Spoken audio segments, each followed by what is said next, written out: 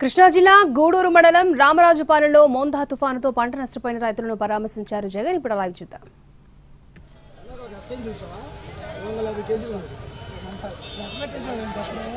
పోయినందువల్ల పాలు పోసుకునే పరిస్థితి ఉండదు, దిగుబడి తగ్గిపోతుంది. అది కూడా అది మనం చెప్పినా కూడా సంకు పోయిందా లేదా అని కూడా చూసే పరిస్థితి చూడడానికి కూడా రావడం లేదు. ఎన్యూమరేషన్ అనేది జరగలేదు.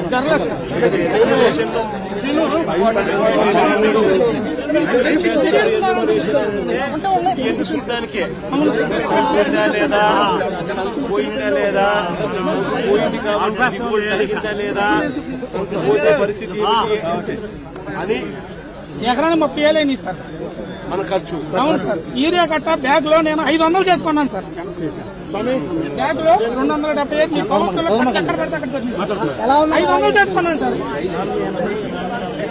500 260 రూపాయలు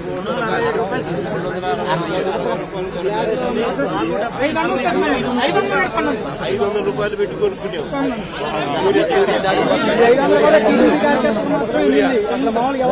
పెట్టుబడి సహాయం మనకు 20,000 ఇస్తామన్నారు. 40,000 ఎంత ఇచ్చినారు? 5,000 ఇస్తామని చెప్పి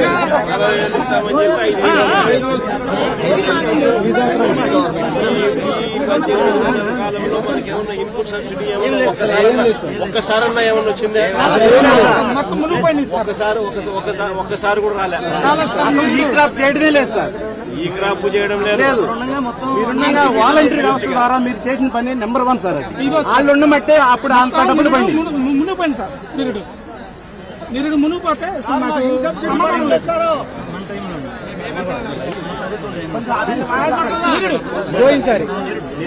పోయిన పంటకి సార్. ఇప్పుడు లాస్ట్ టైం పోయిన పంట పోతే కూడా అప్పుడు కూడా పట్టించుకోవడం ఇప్పుడు పట్టించుకోవడం. ఇది వరుసగా 2వ సారి 3వ సారి జరగడం సెకండ్ టైం ఈ ప్రభుత్వంలో ఇప్పుడు పట్టించుకునే. అప్పుడు మన టైంలో ఉచిత ఇన్సూరెన్స్ వల్ల 66,780 రూపాయలు పండిస్తారు. 66,700 రూపాయలు ఇన్సూరెన్స్ వచ్చింది ఉచిత పంటల బీమా. మళ్ళీ 13,000 కూడా పండి సార్. 13,000 పండి రైతు భరోసా డబ్బులు ఇన్సూరెన్స్ డబ్బులు వచ్చినాయి సార్. పంట ఏదైనా జరిగిపోతే ఇన్పుట్ సబ్సిడీ సమయానికి వచ్చింది. ఇన్పుట్ సబ్సిడీ డబ్బులు సమయానికి వచ్చినాయి. యూరియా కూడా ఇబ్బంది లేకపోకుండా మనం 260 రూపాయలకి తక్కువ రేటుకే, ఆ రోజు ఇంకా తక్కువ రేటు ఆర్బీకే ద్వారా తక్కువ రేటుకే మనకి పిచ్చే కార్యక్రమాలు పూర్తిగా రైతులు పట్టించుకునే పరిస్థితి లేదు. 3.5 ఎకరాలు 3 ఎకరాలు. పేరేం పేరు? బ్రహ్మకృష్ణ అండి. ఓడిపోయింది బ్రహ్మకృష్ణ. Ramarajupalem village sir. మీ ప్రభుత్వంలోనే నాకు కౌలు కార్డు వచ్చింది సార్. ఈ ప్రభుత్వం కౌలు కార్డు లేదు సార్. ప్రభుత్వం కౌలు కార్డు ఈ ఉన్న వాటిని కూడా మీరు రాసిన వాటిని కూడా కొన్ని వాటిని తీసేస్తాం సార్. వేరే రైతులు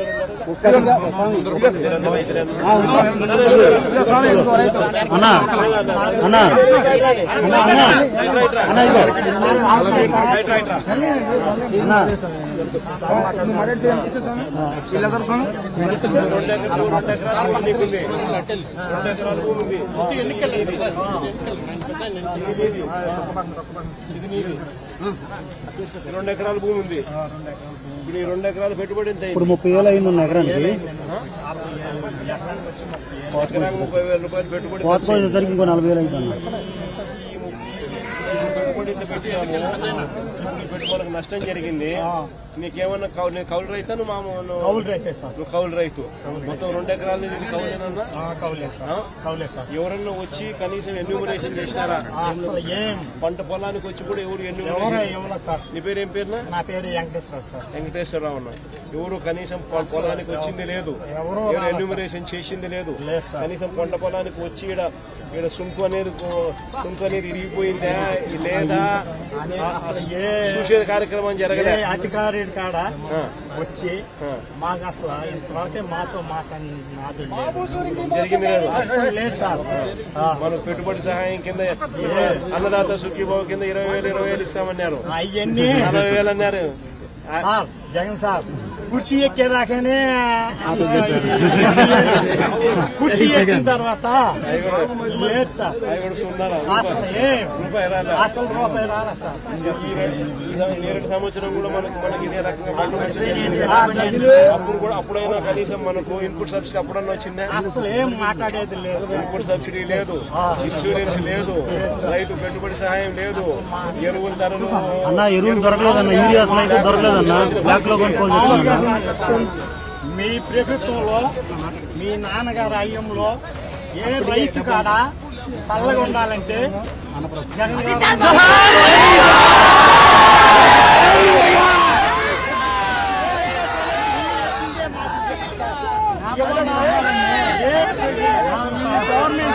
గవర్నమెంట్ వరకే వచ్చి ఎక్కడున్నారు అసలు విఐ ఎవరో కూడా తెలుపులేదు సార్. సచివాలయంలో విఐ అనేవాడు కూడా ఉండలేదు, లేడీస్ అయితే ఉండలేదు. ఫస్ట్ ఆఫ్ ఆల్ ఎన్యూమరేషన్ లో ముఖ్యమైన ఘట్టం ఏంటంటే వచ్చి ఇక్కడ సుంకు ఇరిగిపోయింది లేదా సుంకు కనీసం ఇరిగిపోయింది లేదా చూస్తే తప్ప నుంచి పంట పాలు పోసుకుంటా లేదా అనేది అది ఫస్ట్ ఎన్యూమరేషన్ లో ముఖ్యమైన భాగం. సుంకు అనేది ఇరిగిపోతే నెక్స్ట్ జర్మినేషన్ స్టేజ్ అనేది రాదు. అట్లాంటిది ఆ సుంకు ఎన్యూమరేషన్ అసలు మనిషి ఎందుకు అధికారి ఇక్కడికి రావాలా, వచ్చి ఎందుకు చూడాలని అంటే ఈ సుంకు ఉందా లేదా, పోయిందా, ఈ సంకు ఉందా లేదా, ఈ సంకు పోయిందా లేదా, ఇటు ఏమి చూడాల్సిన కార్యక్రమాలు చేయాలి. అవును సార్, మీ ప్రభుత్వంలో వచ్చి చూశారు సార్. ఏం లేదు సార్, మీ ప్రభుత్వంలో వచ్చి చూశారు సార్. ఇప్పుడు చూసేవాళ్ళు లేరు. మీ ప్రభుత్వంలో ఉండగా వచ్చి చూశారు, చూసేవాళ్ళు ఎవరు ఉన్నారు సార్? వాన పడితే ఇక మా పని రోడ్లను కూడా అడిగి తింటున్నాం సార్. ఇలా ఉంటే ఏదైనా ఈ 4వ తారీఖు ఈ మబ్బులన్నీ సార్, ఈ మబ్బులన్నీ 4 సింగిల్ పట్టే మాకు ఉండదు కదా కాలేజ్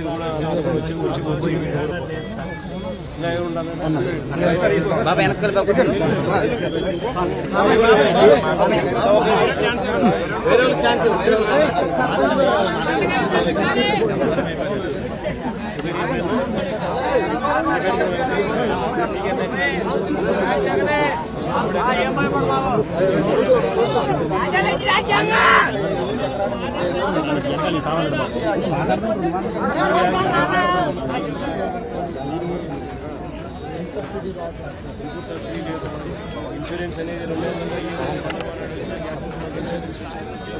ఇన్సూరెన్స్ ఇచ్చింది కూడా లేదు పడిపోయిందా ఇంతవరకు అధికారం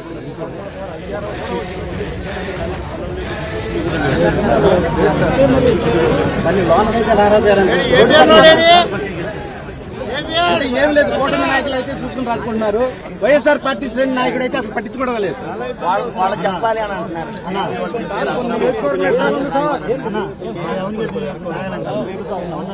పవన్ కళ్యాణ్ గారు వచ్చి ఊరిని రోడ్ షో చేసినట్టు చేసి వెళ్ళిపోయారు సార్. మీరు అన్నంగా అయితే ఇలాగ పొలంలో దిగి ప్రతి రైతు యొక్క బాధ సాధకాలని మీకు తెలుసు. అందుకని నాన్న దగ్గర నుంచి రైతు కుటుంబంగా మీ పేరు పొందింది. ఆ విధంగానే మాకు ఏం చేసేవాళ్ళంటే రైతు భరోసా కేంద్రాల దగ్గర నమోదు చేసుకునేది. వాళ్ళే వచ్చి మా ఇంటికి వచ్చి నమోదు చేసుకునేది. ఈ రోజు అయితే మమ్మల్ని పలకరించేవాళ్ళు లేరు, అడిగేవాళ్ళు లేరు. ఇప్పుడు మా నియోజకవర్గంలో కూడా మొత్తం అంతా కూడా మీరు చెప్పారు చాలా చుంకని, ఆ చుంకు పోసుకోవడం కానీ ఎన్ని పగిలిపోయి పొలాలు అయితే బాగా డ్యామేజ్ అయిపోయింది. చేను అయితే పడలేదు, కానీ అనుకోకుండా చాలా నష్టం వచ్చింది. ఆ నష్టం వల్ల ఏమవుతుందంటే అన్న ఇప్పుడు నుంచి ఖర్చు 20,000 అయింది. అంటే కోతకు వచ్చి కట్టేయాలంటే ఈ పడిపోవడం వల్ల 20,000 అయింది. అదే మిషన్తో అయితే 4-5 వేలతో అయిపోయింది. అదనంగా రైతుకు ఖర్చు అవుతుంది. కానీ అక్కడి నుంచి వచ్చేదైతే ప్రభుత్వం నుంచి ఇన్పుట్ సబ్సిడీ కానీ మీరైతే అధికారం పోయినా కూడా రైతుల అకౌంట్లో డబ్బులు పడి అన్న. ఇంతకు ముందు ఎవరో కూడా అధికారం పోయినాక డబ్బులు వేసిన నాయకులు ఎవరు లేరు. అది ఎలక్షన్ అయిపోగానే కూడా డబ్బులు అందరికి రైతులు పడ్డాయి. ఇప్పుడు కూడా రైతులందరూ సంతోషంగా